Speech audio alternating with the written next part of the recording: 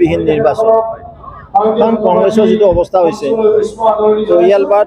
দুৰ্নীতি ভ্ৰষ্টাচাৰে হিন্দুস্তানৰ জনগণে কংগ্ৰেছক বিদায় দিছে আৰু মোদী ডাঙৰীয়াৰ বলিষ্ঠ নেতৃত্বত যোৱা 10 বছৰত যি বিকাশৰ বন্যা বৈছে ভাৰতবৰ্ষৰ যি স্বাভিমান বৃদ্ধি হৈছে সেইকাৰণে ভাৰতবৰ্ষৰ জনগণ হিন্দুস্তানৰ জনগণ ভাৰতীয় জনতা পাৰ্টিৰ সপক্ষে মোদী ডাঙৰীয়াৰ সপক্ষে ৰায়দান দিয়াৰ কাৰণে সকলো একত্ৰিত হৈছে সমগ্ৰ ভাৰতবৰ্ষতে এক মোদীময় পৰিৱেশ অসমতো মোদীময় পৰিৱেশ আৰু এই যে নতুনকৈ আপোনাৰ যিখিনি হাজো সমষ্টিৰ পৰা যিখিনি আপোনাৰ সমষ্টিৰ অন্তৰ্ভুক্ত হ'ল তাক লৈ আপুনি কিমানখিনি উৎফুল্লিত হৈছে ইয়াৰ ৰাইজ আমি দেখিবলৈ উৎসাহ উদ্দীপনা যিটো আছে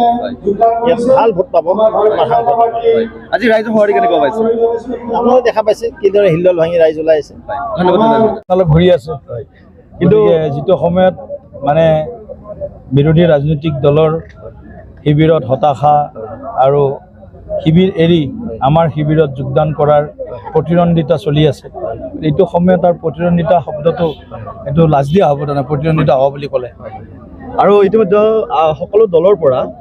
কংগ্ৰেছৰ পৰা আদি কৰি গোটেইখিনি দলে বিজেপিলৈ ঢাপলি মেলিছে তেনে ক্ষেত্ৰতো আপোনালোকৰ মানে দলত যথেষ্ট কৰ্মী বাঢ়িছে বৰ্তমান আৰু গতিকে উৎসাহ নিশ্চয় আপোনালোকৰ বেছি আছে নিশ্চিতভাৱে হয় হয় আৰু এইবাৰ আপুনি এটা বেলেগ অঞ্চল পাইছে আমাৰ কৰ্মী সদায় সক্ৰিয়তাৰে জীৱন্ত ৰূপত থকা আমাৰ গোটেই আমাৰ মানে এটা কি বুলি কয় এক্টিভ এণ্ড ডেডিকেটেড আমাৰ কেডাৰ গতিকে এক্টিভ ডেডিকেটেড কেডাৰৰ লগত আৰু নতুন কেডাৰ যোগদান কৰাৰ পিছত নিশ্চিতভাৱে